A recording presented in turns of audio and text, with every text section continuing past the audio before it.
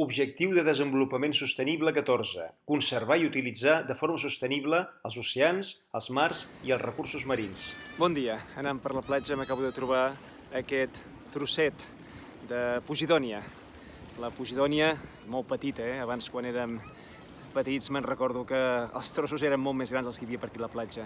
Aquests trossos inundaven, de fet, les platges. Són restes que arrosseguen les onades, el moviment del mar, de la Posidònia. La Posidònia és una planta, no és una alga, és una planta endèmica d'aquí del Mediterrani, en aquesta espècie, que és el que facilita que els peixos s'hi puguin amagar i reproduir. Per tant, gràcies a les praderes immenses que hi havia i que encara en algun lloc queden, a Eivissa sobretot, de Posidònia, els peixos es poden reproduir, amagar i viure.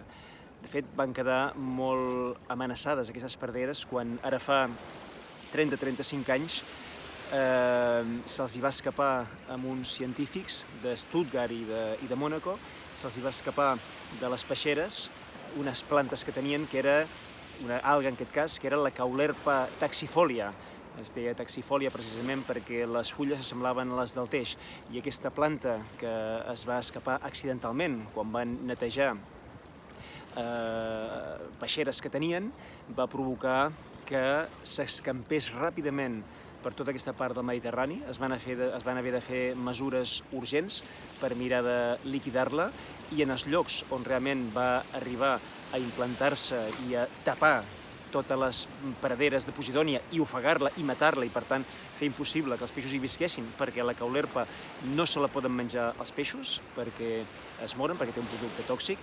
En el lloc d'on prové, en el mar Índic, sí que els peixos estan acostumats i se la poden menjar, però no aquí, per tant, la feia una espècie invasora i altament perillosa per la sostenibilitat. Doncs la caulerpa és el que ha posat en perill la nostra Posidònia.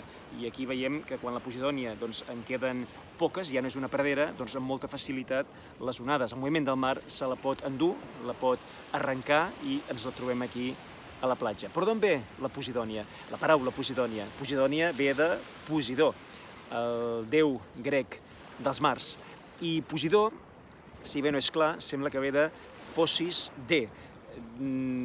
De seria la mateixa arrel que Egea, per tant la terra, i Posis sembla que voldria dir el qui té el poder o el marit, que potser en aquella època, i potser encara ara una mica, és el mateix. Aquest Posis és el que voldria dir qui pot, qui té el poder, qui mana, i per tant, d'alguna manera, el Posidó és qui té el poder a la terra, tot i que ben bé era el déu del mar.